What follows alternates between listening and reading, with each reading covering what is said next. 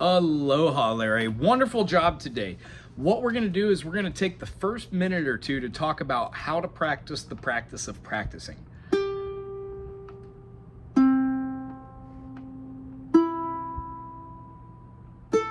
If you used your tuner, you have your G string, the high G string, the C string, which is the thickest string on the ukulele, the E string, and then the A string. Now, each one of these is played open to get the notes of G, C, E, and A. When we play these same notes by pressing down a fret, it's called a bar chord. B-A-R-R-E. Now, we can do this with any finger. It's actually harder to do with certain fingers than it is with others. However, if you practice, you will be able to do it with all of your fingers, including the pinky. When we play chords like the C major or the A minor, we're using 3-note triad chords, but we're only utilizing one finger. This tends to be like a kind of shocker in the beginning, that this, even though there's 4 strings, that 2 of the notes are the same. G, C, E, and now by covering the A string, at the 3rd fret, we achieve 2 C notes. Do, do, do, re, mi, fa, sol, la, ti, do. 1, 2, 3, 4, 5, 6, 7, 1. Each one of those notes that I played is part of a scale or a collection of tones. This scale happens to be the scale of C major, which is the C note, a D note, an open E note, half step to the F note, whole step to a G note, the open A note, whole step to a B note, and then the next half step to a C.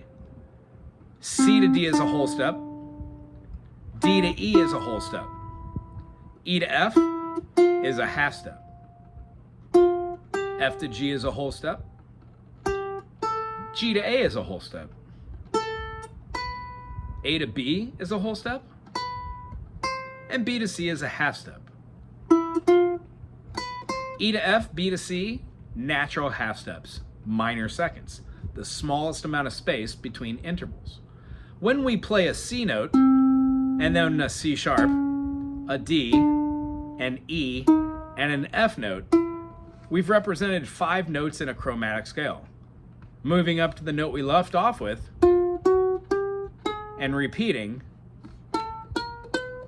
gives us 3 quadrants. The first quadrant of 4 notes, 1, 2, 3, 4, 5, 6, 7, 8, 9, 10, and 11, 12, at which we get our octave. So this note is the same as this note because we're not going horizontally, we're going vertically. Oh, flip those. We're going horizontally rather than vertically. C, D, E, F, G, A, B, C. C, D, E, F, G, A, B, C. The melodies inside of books and inside of sheet music where you read it are composed of notes that go in order.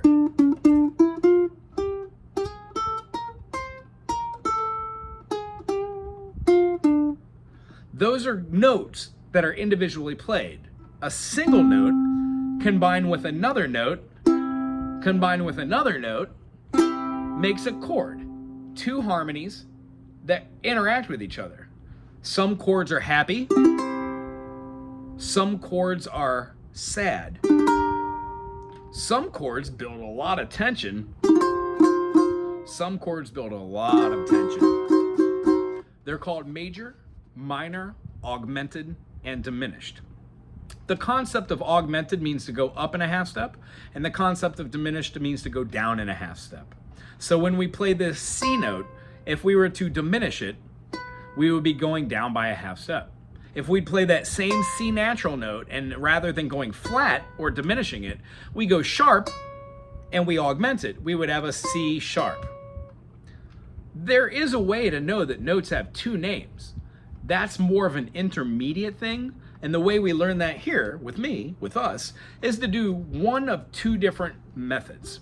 When we play these individual notes, 1st fret, 2nd fret, 3rd fret, and 4th fret, We're exhibiting that our fingers can play in between the metal frettings, not on the metal frettings, but in betwixt.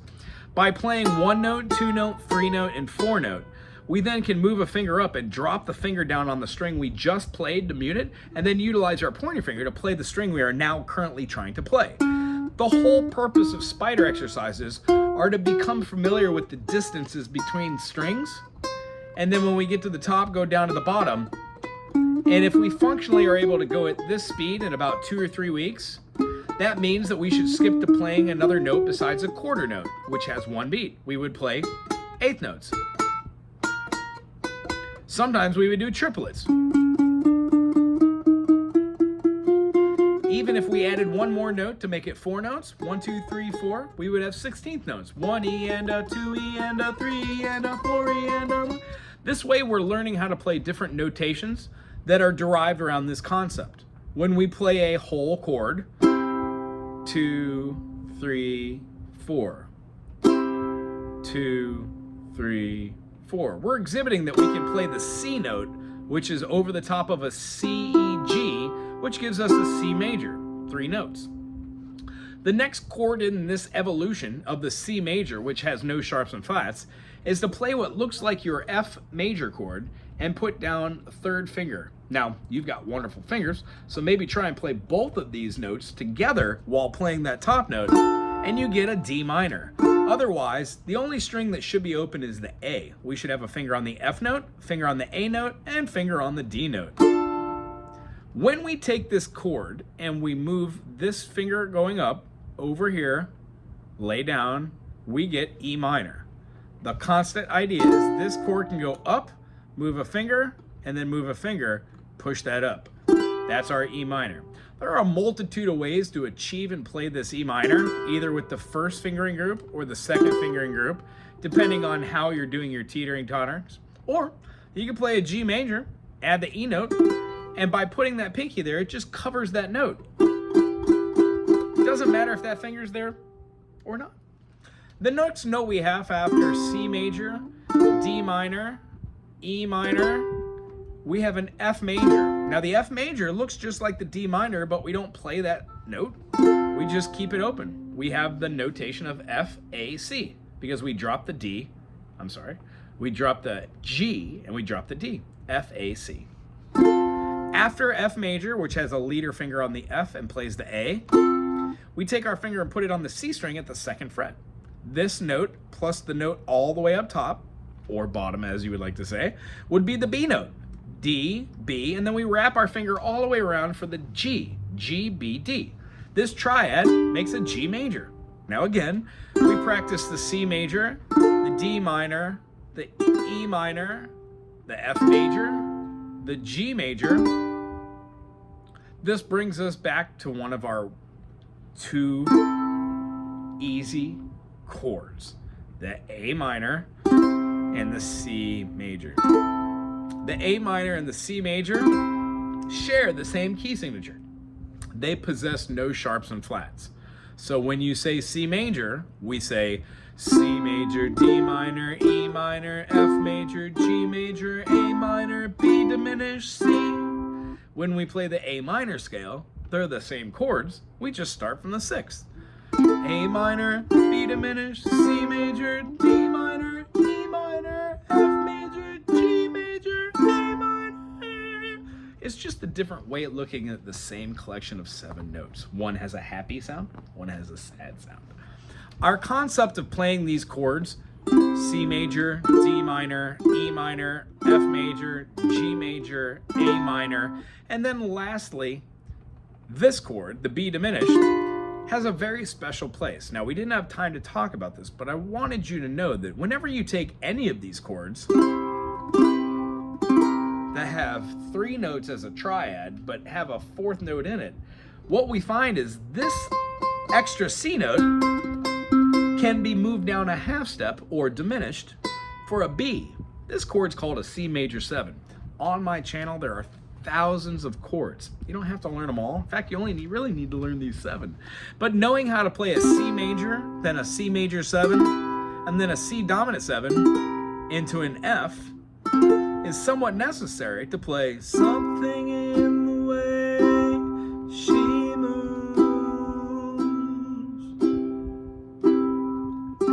attracts me like no other. And there's millions of songs out there that use the simple chords like C major, F major, and D major, but we need to know how to move through the chords. The concept we're looking at here now is if you can play a G major and you do a little chord analyzation, you'll find that a G and a G note are here. Well, when we move down the G a half step and play the same two notes that were part of the triad, we don't need to squish it, just play the top. And that makes a G major 7. When we keep moving that down, it would make a G dominant 7 or a G7. The G7 is also called a B diminished. So that is a super intelligent kind of like not intelligent, but an intermediate type of concept that I just shared right there. C major 7, C7. F major 7, F7. A major 7, A7.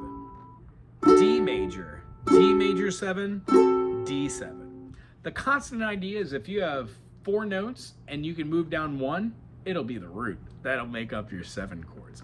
That will make more sense when you're playing songs that have a B diminished and a G7 in it. They're the same chord. So what I'd behoove you to do every day is to play spider exercises.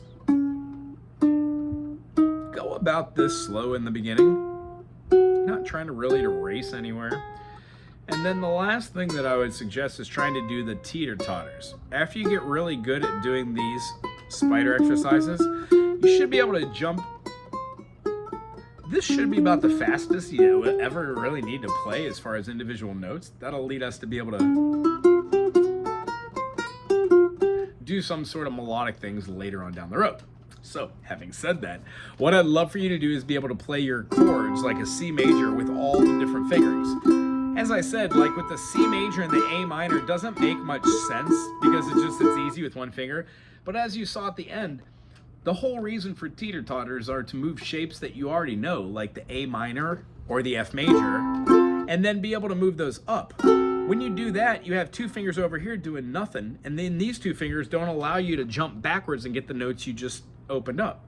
So if you play this chord and you have 2 open strings, if you move this up in bar, then you get a new chord. It works with every chord. C goes up to here and bar's the first. C sharp. When we play that A major, not the F major, but the A major, wasn't in the key of C, but it is one of the things we showed through the eyes of A minor becoming A major, adding the third, making it a major, augmenting it. When we have this A major, I can't just move this up and play because we're missing these 2 notes now. And it would be silly to try and put my fingers back there. So I bar these 2 and then play the A shape right here. Well, the A shape is that. So a great way to get good at playing bar chords is to do something like this. Play the A, play the A, play the A with open so you hear the difference, and then bar it and try and get all 4 notes to play. That's the best way you can do it. Do it with the F, F major, F sharp open, and then F sharp closed. Wonderful. When we do it with like even say a G major, G sharp, open, and then put our finger down. Wonderful. Some of these are harder than the other ones. I would say practice on like the A minor, scooting it up to an A sharp minor or a B flat, B minor, C sharp minor, D minor. You'll keep moving these up and down the fretboard. And lastly, with the teeter-totters, here's how they're practiced. If we had the G major and we played down on the 1 stroke, the action of doing this shows that we know what an upbeat is and a downbeat. So when we play down on the 1, we're gonna have 7 more beats before we come back to that 1 to play down again. That's ample time to move these fingers, put down a finger, and then wait for the beat to come around to play in a different fingering. 1, 2, 3 finger, whoop, whoop, whoop, whoop. 2, 3, 4 finger.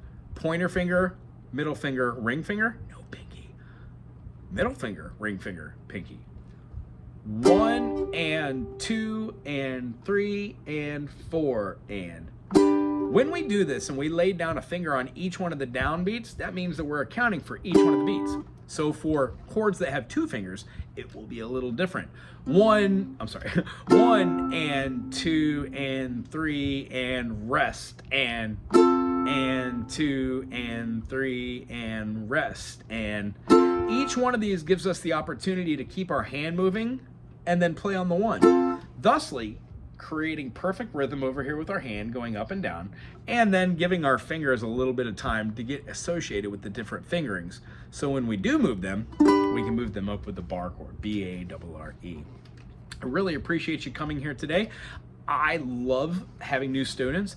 If you would, check out the channel, take a look at some of the videos. The sessions or the playlists are a great way to do it. And then the chord voicings that are 15 to 60 seconds for the ukulele combines them all together. You'll see me say something like this. My friend, this is a G major. Take our first finger and put it on the 2nd fret of the C string. That's a D note. We're gonna go all the way up top and make what we would call a little bookend, like we're sticking books in between it. That note's a B, D, B, and then we're gonna wrap that 3rd finger around so we have this triangle. Make sure we leave the G open. If you don't get these 3 notes, try and try again. It'll look something like that. There are thousands of chords that are all based off of triads that just add another note. So in total, I think there's something like, I don't know, 14,000 that you could actually possibly get. But as I said, you don't need to do all those notes. It's the difference between knowing a G major 7, G dominant 7, G6, G5, G4. All the other chords are just named other names. You're not going to need to know all the different names. And also, after doing like a couple different lessons from my channel, try and get a teacher. I'm sure you'll love being able to see this through the eyes of another person's expression and communication. Anyway, Larry, it's very nice meeting you and your wife. If you ever have any questions, reach out via the email of bookingwagohanaho. And then if you're ever not busy on a Monday or Tuesday, I do live sessions. So you could always check the channel, see if there's anything going on. Don't be a stranger. Aloha.